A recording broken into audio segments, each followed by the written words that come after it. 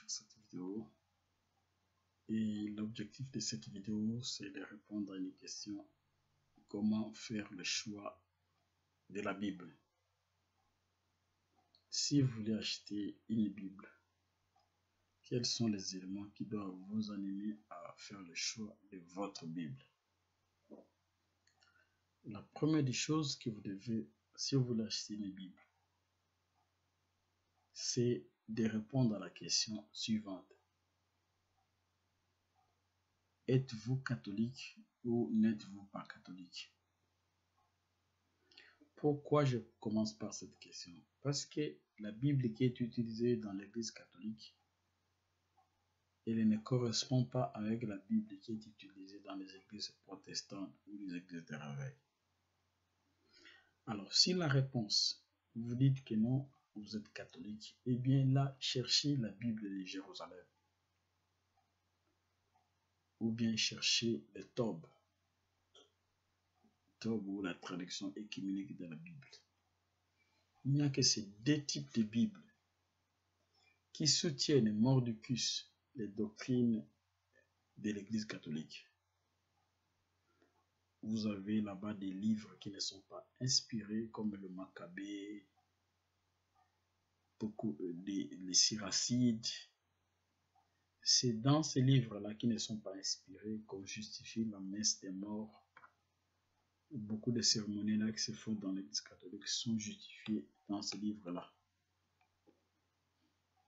Et c'est pourquoi j'ai dit, si vous êtes catholique, cherchez la Bible Tob ou bien la Bible de Jérusalem. Là, vous serez satisfait. Mais si vous n'êtes pas catholique,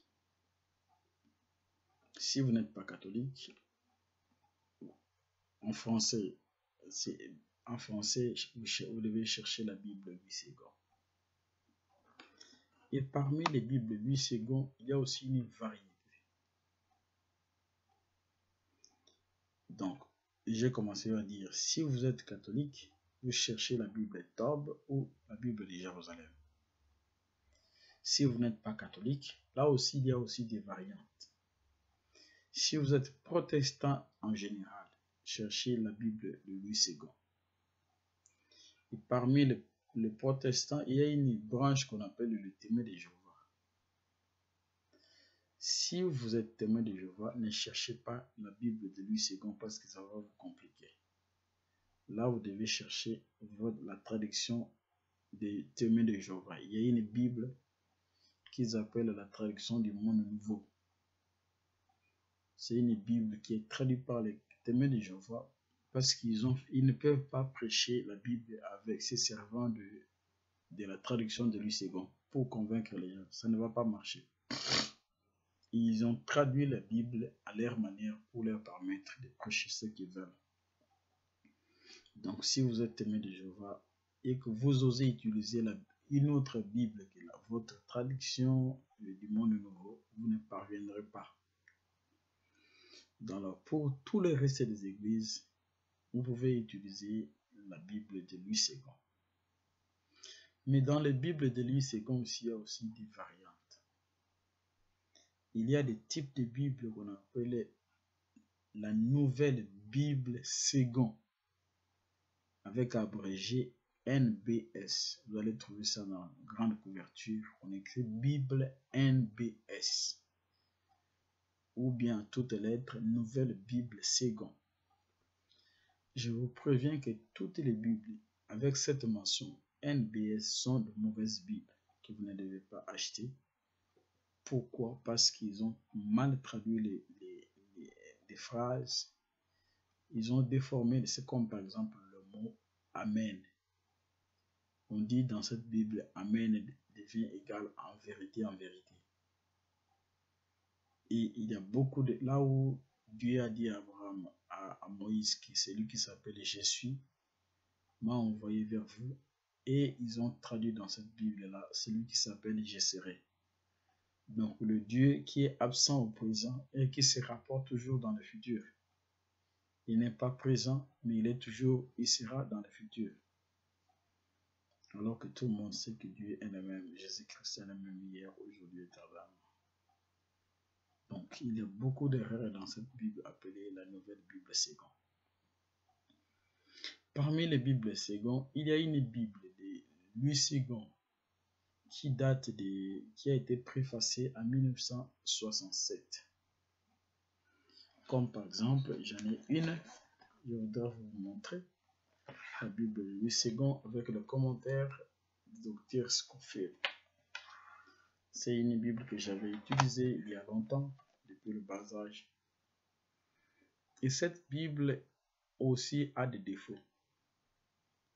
Je vais vous donner deux exemples dans cette Bible pour vous montrer les défauts de traduction de la Bible Louis Second aux éditions de 1960, préfacée en 67 avec les commentaires de Dr. Scofield. Je vais vous montrer que cette Bible n'est pas traduite correctement. Alors, prenons le texte de Galates, chapitre 5, le verset 19. Je vais tout simplement compter le nombre des œuvres de la chair qui sont citées là-bas. J'ai devant moi une Bible en anglais et une autre Bible, un autre type de Bible Louis Second. On va seulement compter il y a combien d'œuvres de la chair.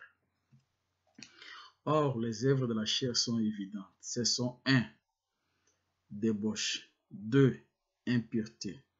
3. Dérèglement. 4. Idolâtrie.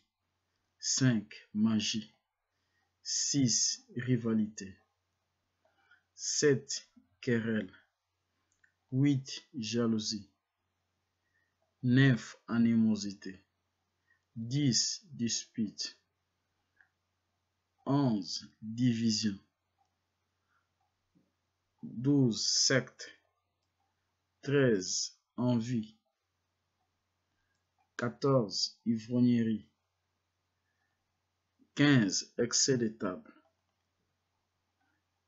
16. Et les choses semblables. Jusqu'à 16, on dit les choses semblables. Ça, c'est la version de 1967, préfacée en 67. Donc, je prends une autre Bible de Louis Second. Cette fois-ci, c'est une Bible qu'on appelle la Bible Louis Second 21. Donc, c'est la Bible moderne, la plus moderne des Bibles de Louis Second. Je prends le même texte là de Galates chapitre 5, le verset 19. On va compter les mots qui sont là. 1. Vous avez adultère. Adultère ou immoralité. 2. Impureté. 3. Débauche. 4. Idolâtrie. 5. Magie. 6. La haine. 7. Querelle. 8. Jalousie. 9. Colère. 10. Les rivalités. 11. Les divisions. 12. Les sectes. 13. Envie. 14. Meurtre. 15. Ivrognerie. 16. Excès de table. 17. Les choses semblables. Donc, si on compare, rien que par rapport aux adjectifs qui sont là-bas, dans cette Bible de Louis Second 21, donc c'est la Bible de Louis Second ancienne avec le français d'aujourd'hui, qu'on appelle c'est le Second 21.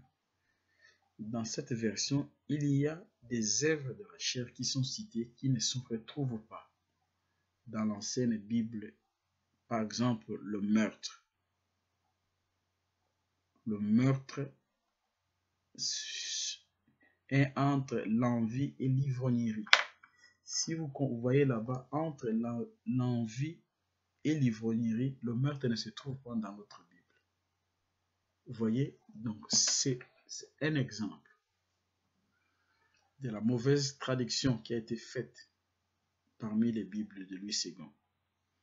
Le deuxième exemple que je voudrais donner, c'est dans le texte du jour de Éphésiens, chapitre 5. Éphésiens, chapitre 5, verset 18. Éphésiens, chapitre 5, le verset 18. Dans l'ancienne Bible de Louis II, écoutez ce qui est dit dans cette ancienne version de Louis II avec le commentaire du docteur Scofield. C'est écrit ici: ne vous enivrez pas de vin, c'est de la débauche. Soyez au contraire remplis de l'esprit. Ne vous enivrez pas de vin, c'est de la débauche. Est-ce que ça se comprend? Ne vous enivrez pas de vin, deux points, c'est de la débauche. Donc, en lisant comme ça, le vin est comparé à la débauche. Ne vous enivrez pas de vin, c'est de la débauche. Soyez au contraire remplis de l'esprit. Cette phrase ne se comprend pas. Vous pouvez lire tel que ça se trouve ici, vous n'allez jamais comprendre ça. Ne vous enivrez pas de vin, c'est de la débauche. Soyez au contraire remplis de l'esprit. Mais si vous prenez cette Bible qu'on appelle la Bible Second 21, le verset 28, écoutez, verset 18, chapitre 5, verset 18. Ne vous enivrez pas de vin, cela mène à la débauche. Soyez au contraire remplis de l'esprit. Là, vous comprenez que la pensée devient claire. Ne vous enivrez pas de vin, parce que l'ivrognerie mène à la débauche. Voyez la relation entre le vin et la débauche. Le vin, lorsque vous êtes ivre, ça vous induit. Là, la pensée devient claire. Alors que ici, ne vous enivrez pas de vin, c'est de la débauche, ça ne se comprend pas. Ça ne se comprend pas. Troisième exemple pour arrêter avec ça, c'est dans le texte de 1 Timothée. On avait parlé, vous allez voir que même des versions de Bible, il faut faire beaucoup d'attention pour arrêter de vérifier toutes ces erreurs. 1 Timothée chapitre 3, verset 12. Les diacres doivent être mariés d'une seule femme. Ce qui m'intéresse, c'est cette partie-là. Être marié d'une seule femme. Les diacres doivent être mariés d'une seule femme. Et entre celui qui dit mari d'une seule femme et celui qui dit les diacres doivent être fidèles à leur femme, celui qui dit que les diacres doivent être fidèles à leur femme exprime mieux la pensée que celui qui dit que les diacres doivent être mariés à une seule femme. Je vais lire dans la Bible Second 21, le verset 1 Timothée chapitre 3, verset 12. Les diacres doivent être fidèles à leur femme. Je m'arrête seulement à cette partie. Pourquoi je dis que la version qui dit qui fait intervenir le mot fidélité au lieu de se marier à une seule femme est la bonne. Quelqu'un peut être marié à une seule femme, mais il peut avoir une vie d'hypocrisie. Il est marié à une seule femme, il sort avec les jeunes filles. Mais il est marié à une seule femme. Donc, par rapport à cette écriture, le fait qu'il est marié à une seule personne, c'est normal. Mais quand on dit le diacre doit être fidèle, la fidélité, dans le mot fidélité conjugale, fait intervenir aussi le fait d'être marié à une seule femme. Non seulement à une seule femme en termes de physique, qu'il n'est marié qu'à une seule personne, mais la fidélité introduit d'autres notions qui sont cachées dans la relation entre hommes et femmes. Vous voyez? Donc, quand on dit combien de gens on avait vu dans le monde, on entend dans les églises que le pasteur sort avec des fidèles. Mais il est marié à sa femme. Il est marié qu'à une seule femme. Le mariage ici, être marié à une seule femme. Même dans le monde, il y a des personnes qui sont mariées à une seule femme, mais il peut engrosser une autre femme quelque part. Il ne la marie pas, il supporte, mais il n'est pas marié à cette femme-là. Les textes qui disent que le diacre doit être fidèle à leur femme, ce texte est la meilleure, exprime la meilleure pensée que le texte qui dit qu'il doit être marié à une seule femme. Vous voyez? Alors, c'est là vous pouvez balancer. Ça veut dire que si je devrais choisir la Bible entre les deux types de Louis II, entre le Louis II de 1975 et le Louis II du 21e siècle, eh bien, je choisirais la Bible Louis II du 21e siècle. Parce qu'elle rapporte d'abord, non seulement en termes des Français d'aujourd'hui, je vais donner un exemple par rapport aux Français d'aujourd'hui. Dans 2 Timothée chapitre 4, écoutez le mot qui est dit ici. Je t'en conjure devant Dieu et devant Jésus-Christ qui doit juger les vivants et les morts, et au nom de son avènement et de son royaume. Écoutez, là où je vais vous faire voir que vous n'allez pas comprendre. Je t'en conjure devant Dieu et devant Jésus-Christ qui doit juger les vivants et les morts, et au nom de son avènement et de son royaume. Cette partie ici, après avoir dit qui va juger les vivants et les morts, et au nom de son avènement et de son royaume, ça ne se comprend pas. Vous pouvez tenter de faire de votre compréhension de cette pourquoi on a associé, on parle de jugement. Je t'en conjure devant Dieu et devant Jésus-Christ qui doit juger. On associe les jugements des vivants et des morts, et au nom de son avènement, avènement ça veut dire le retour, et de son royaume. Si vous associez la structure des phrases, comme ils ont dit, et au moment ou au nom de son avènement, ici, vous pouvez monter, descendre, vous n'allez jamais comprendre ce que ça veut dire.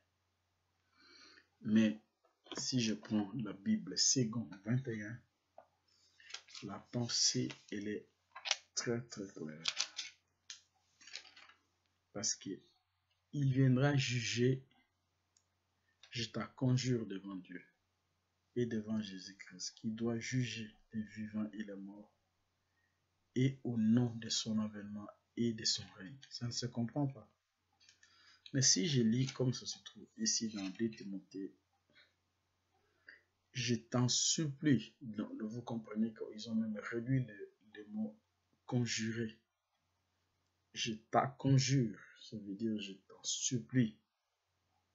Là, ici, même en termes de quelqu'un qui n'a pas beaucoup de vocabulaire, c'est conjurer ici, qu'est-ce que ça veut dire? Il va chercher un dictionnaire. Alors, s'il dit ici, je t'en supplie, là, il comprend facilement. Mais ce n'est pas ça ce qui importe. Écoutez la suite. Devant Dieu et devant Jésus-Christ, qui doit juger les vivants et les morts au moment de sa venue et de son règne. Pourquoi j'ai dit que là, il y avait un problème de compréhension? Les phrases ne sont pas correctes. Parce que les verbes qui sont ajoutés, c'est que Jésus et Dieu viendront juger les vivants et les morts. Si on dit au moment de son retour, comme il est dit ici, devant Dieu et devant Jésus-Christ, qui doit juger les vivants et les morts au moment de sa venue et de son règne, là, tout le monde comprend que Jésus viendra juger les vivants et les morts quand il va revenir. Tout le monde, la pensée, elle est correcte. Mais quand on dit ici, devant Dieu et devant Jésus-Christ, qui doit juger les vivants et les morts, et au nom de son avènement et de son royaume, ça ne se comprend pas. quand on lit qui doit juger les vivants et les morts au moment de sa venue et de son règne. Là, tout le monde a pensé des vers clairs.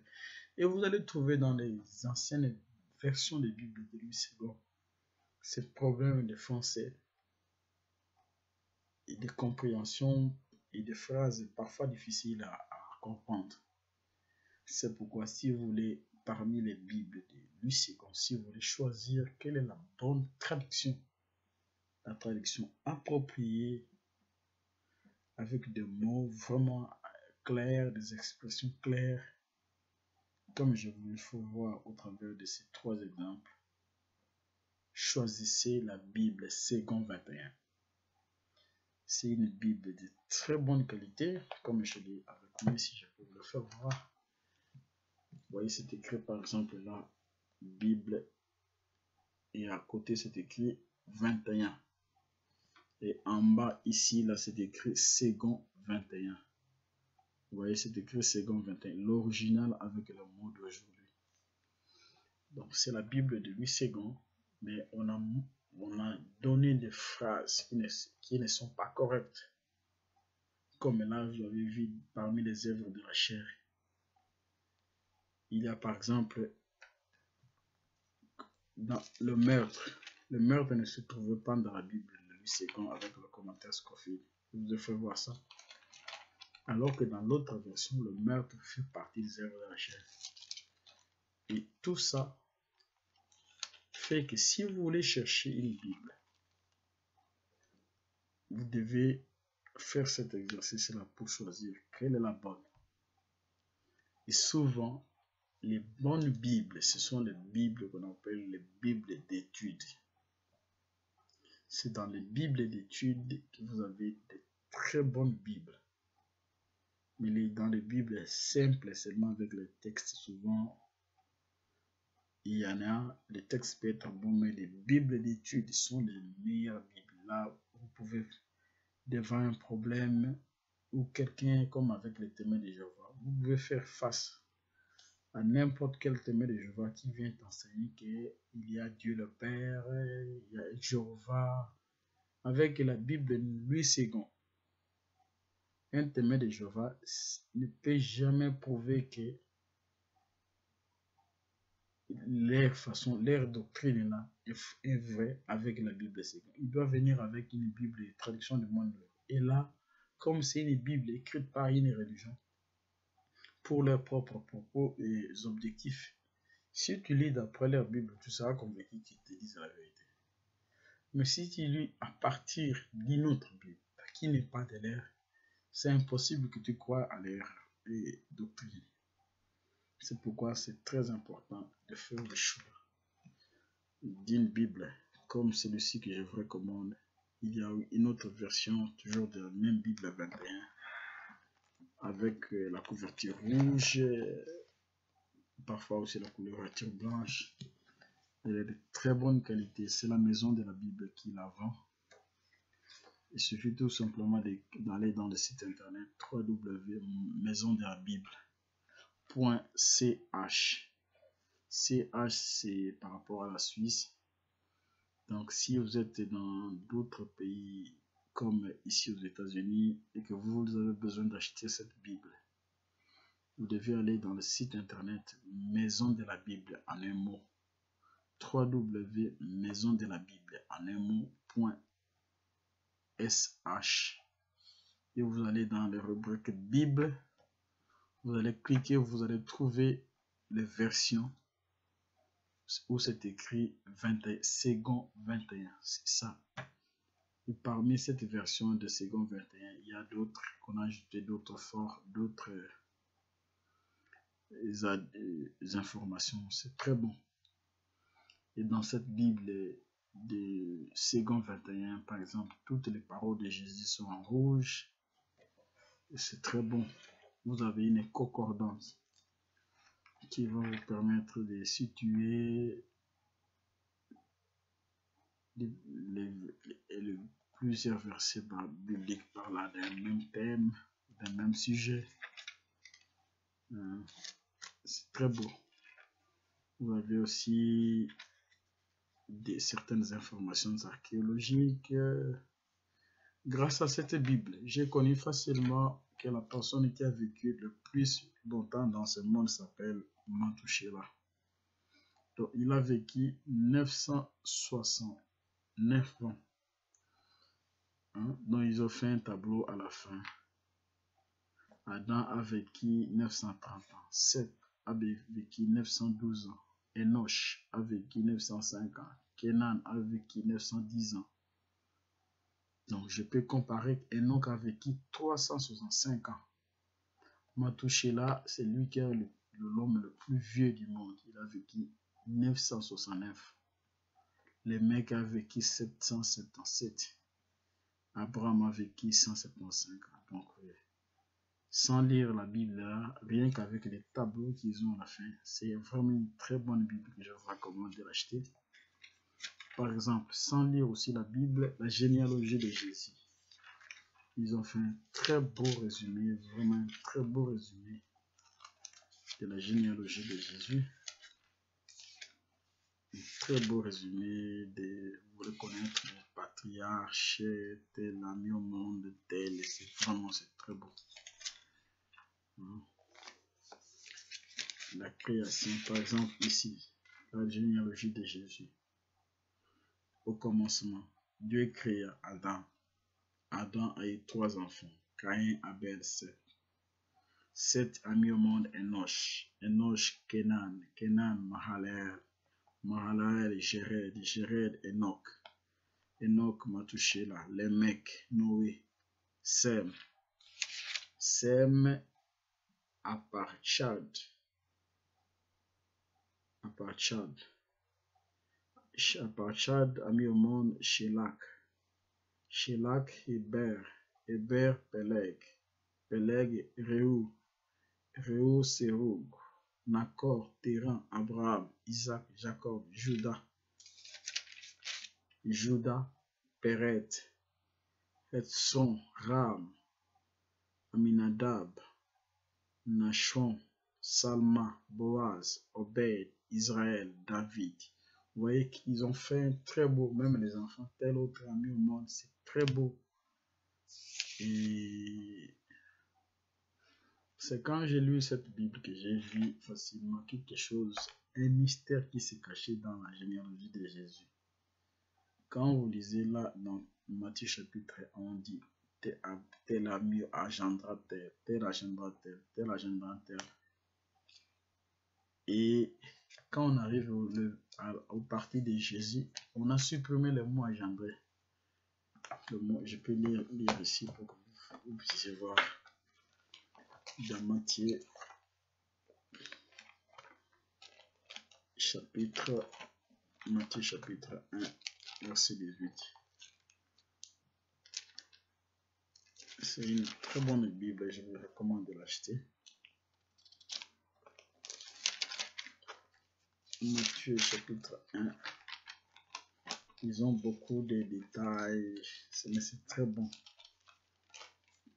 Matthieu chapitre 1, verset 18. On dit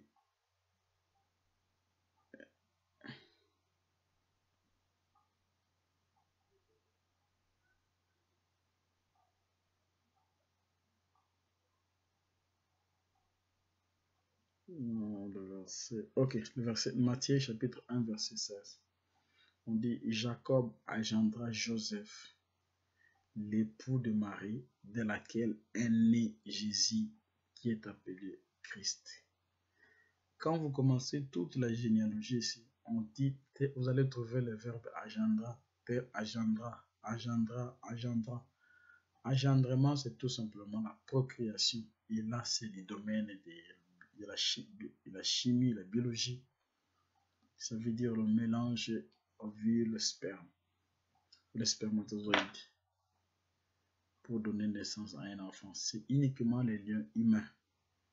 Et quand on arrive au niveau de Jésus, on dit tout simplement que Jacob engendra Joseph.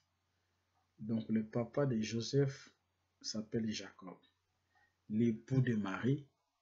Et on supprime le verbe engendrer, on dit de laquelle est né Jésus, appelé le Christ. C'est quand j'ai lu cette Bible que c'est pour la première fois, ça m'a frappé de trouver qu'on n'a pas écrit le verbe engendrer. Ça fait voir noir sur blanc que Jésus n'est pas né de la lignée humaine. Dans tous qui sont nés de la lignée humaine, il y a toujours le verbe engendrer, engendrer, engendra, engendra, engendra, tel engendra tel, tel engendra tel. Comme là on dit Azor engendra Sadok, Sadok engendra Achim, Achim engendra Eliud, Eliud engendra Eliazar, Eliazar engendra Matan, Matan engendra Jacob, Jacob engendra Joseph, l'époux de Marie, de laquelle est né Jésus, qui est appelé le Christ. Le mot engendra pour prouver que Jésus ne venait pas de la nature humaine. Et c'est vraiment une très bonne Bible que je vous recommande si vous avez les moyens. C'est moins de $100. Il est vraiment approprié avec beaucoup de détails, de dates. Si vous avez besoin d'apprendre l'histoire de Jérusalem, de l'histoire des 12 tribus, des pectorales, c'est toujours en lisant cette Bible que j'ai vu, ils ont fait un tableau comparatif. Les âges de l'Église, vous pouvez le voir ici. Les âges de l'Église, dans ce tableau-là, si vous achetez cette Bible, vous allez le retrouver. Et il y a un détail qui apparaît facilement. Ils ont fait à côté les critères éloge, le reproche et invitation et la promesse. Alors, toutes les âges de l'Église avaient des éloges, sauf l'âge de Laodicée. Les Laodicées n'ont pas d'éloge. Toutes les âges de l'Église ont eu des reproches, sauf l'âge de Smyrne et l'âge de Philadelphie. Il n'y a pas de reproche pour ces gens. C'est en lisant, en voyant seulement les tableaux. Et dans cette Bible aussi, si vous n'avez jamais été en Israël, vous pouvez voir que le mot du temple se situe ici, Golgotha se situe là-bas, le jardin de Gethsemane se trouve là, et le temple de Salomon, devant le temple de Salomon, il y a tel, derrière le temple de Salomon, à gauche, à droite, au nord, au sud, il y a telle structure. La piscine de Bethsaïda se trouve dans tel endroit, c'est vraiment très beau. Alors, je voulais au travers de cette vidéo vous faire voir comment vous devez choisir la Bible. Donc, si vous voulez acheter une Bible, vous devez d'abord savoir qu'est-ce que vous croyez dans votre religion. Si vous croyez qu'à l'Église catholique, n'achetez pas la Bible de Ségon parce que vous aurez des problèmes. Si vous êtes un témoin de Jéhovah, n'achetez pas la Bible de Ségon parce que vous aurez des problèmes. Achetez la Bible qui correspond à votre façon de voir. Et de tous qui ont traduit la Bible en français, Louis Ségon paraît avoir traduit la Bible de manière impartiale. Il n'a pas traduit une Bible pour sa propre religion. Il a traduit la Bible comme un théologien, comme quelqu'un qui a la science. Et sa Bible est la référence. Et parmi les versions de Bible de Louis Ségon, je vous dis que si vous voulez chercher la Bible de Louis Ségon avec une très bonne traduction, cherchez la Bible Louis Ségon 21. Cette Bible, on appelle le Ségon 21, avec la mention écrit l'original, avec le mot d'aujourd'hui.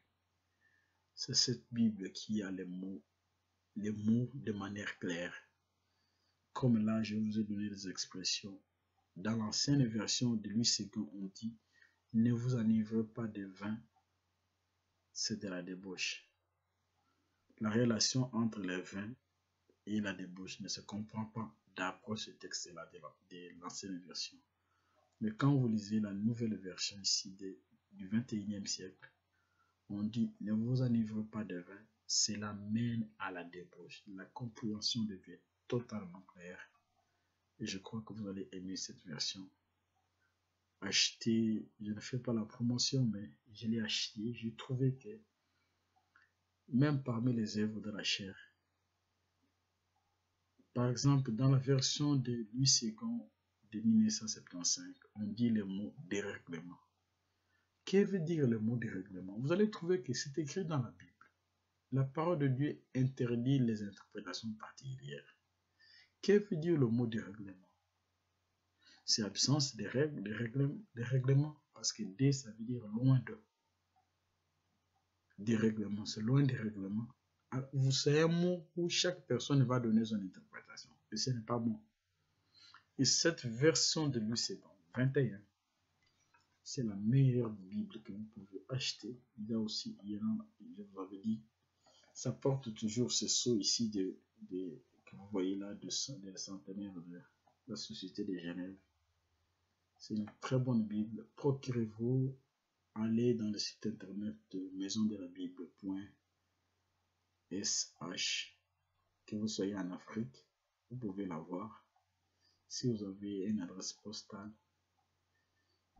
si vous êtes dans le pays de l'Union européenne, vous allez dans maisondelabible.fr. Là, c'est en France, on va vous envoyer dans n'importe quel pays de l'Union européenne. Mais si vous n'êtes pas dans le pays de l'Union européenne, il faut aller dans maisondelabible.sh et avoir une carte bancaire pour faire la transaction. Que Dieu vous bénisse. Merci beaucoup.